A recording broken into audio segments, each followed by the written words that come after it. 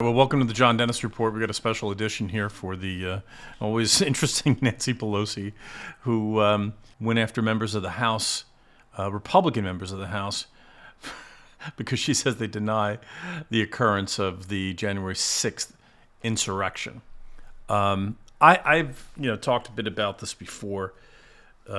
If this was an insurrection, it was the lamest insurrection in the history of the world.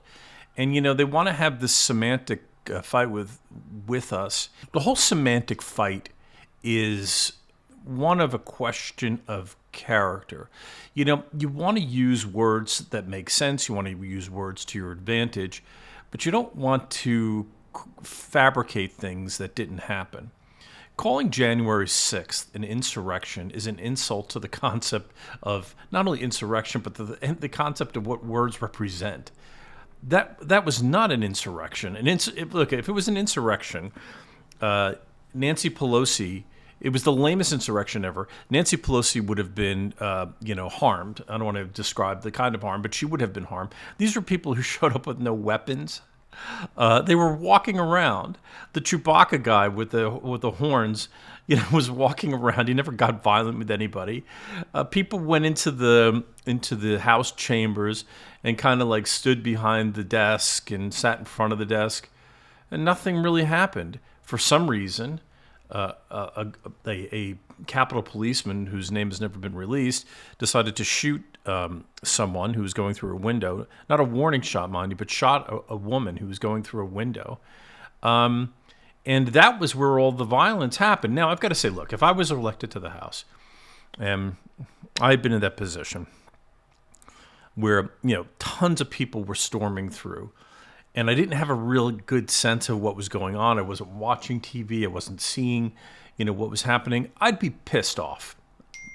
I got to be honest. I'd be unhappy that this thing happened in the first place. But in retrospect, now that the dust has settled on the situation, it is completely ludicrous to call it an insurrection. But of course, what's happening is that Pelosi has to appease her base, and her base wants to find reasons to continue to hate people with whom they disagree, to demonize people with whom they disagree. So they make up words and they do this pretend thing amongst each other. But in this instance, House Republicans don't want to play along with this game. They don't want to be demonized, and they don't want to call something that it wasn't. Most Republicans I know, and including me, were screaming, "Don't do this!" As it was happening on Twitter, you can see my Twitter account. I was screaming, "Get out! This is not helping." I could just tell this was a public relations disaster. Waiting to happen. It was not going to be a good look. But having said that, we know what it was. It was just a bunch of people who were walking around in there who shouldn't have been, who were effectively trespassing and maybe, doing some vandalism. The reason why, another reason why Nancy Pelosi wants to, continue to call it insurrection is because she really wants to mask what the point of that ill-advised vandalism was all about. What that demonstration was all about, and what it was about was not driven by Donald Trump, by the way. People couldn't, I think most people couldn't care less what Donald Trump has to say about this, even people who support him.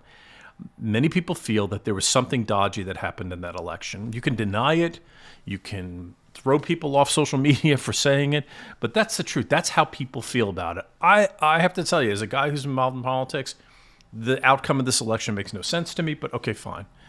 But that's what it was about, because those people showed up, and this is what people don't want to talk about. People showed up on January 6th in Washington, D.C., because they felt like the mechanism for which, through which their voices are heard in Washington and state capitals, city halls, all across the country, that mechanism, that voting mechanism, had been compromised. And if their will couldn't be heard, then they wanted to make sure that that their representatives heard them. That was what I thought it was about. It got out of hand. It should have never gone the direction that it went in. But Donald Trump, he may have egged it on, but he was not. That was a genuine feeling that a lot of people had, and that's what that vandalism and that demonstration was all about. So Pelosi wants to keep trying to make political hay out of it. Republicans are not going to play along.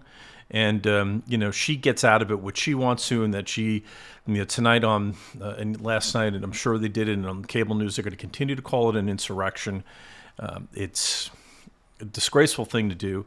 I have to tell you, I understand, I've said this before about Pelosi. I understand, she's in a position where she's got to represent her party and represent her party's position. She takes it to an adversarial level. I think that's sort of unprecedented. I mean, I'm not a historian of speakers. I've watched closely speakers, certainly in my adult life, going back some years.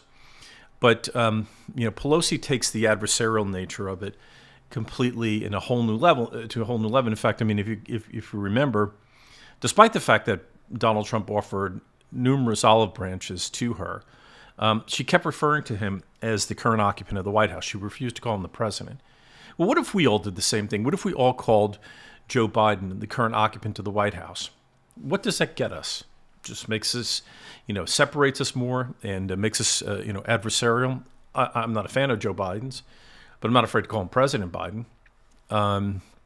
But Nancy Pelosi is going to continue this adversarial course. She's been doing it for a very long time, and it's not good for the country. It's not good. There's no give there whatsoever. It seems her intransigence is not advancing the interests of liberty or the nation. So in any event, past that, she's saying multiple people were killed. All the people who died were Trump supporters. And not all the people who died were at the Capitol that day.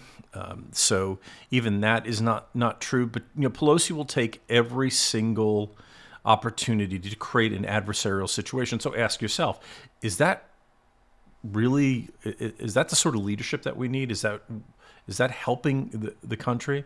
It's the reason why I run against her. I mean, we really need Nancy Pelosi to retire at this point, because she is not advancing the interests of the United States of America.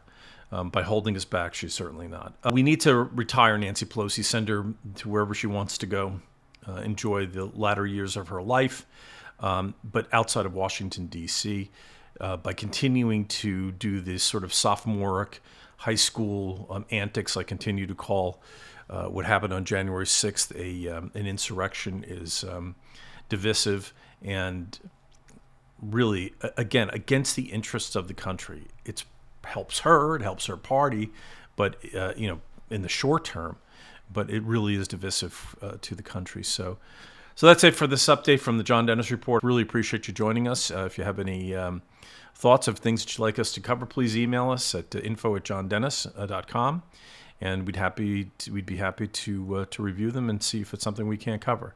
Until next time, we'll see you then.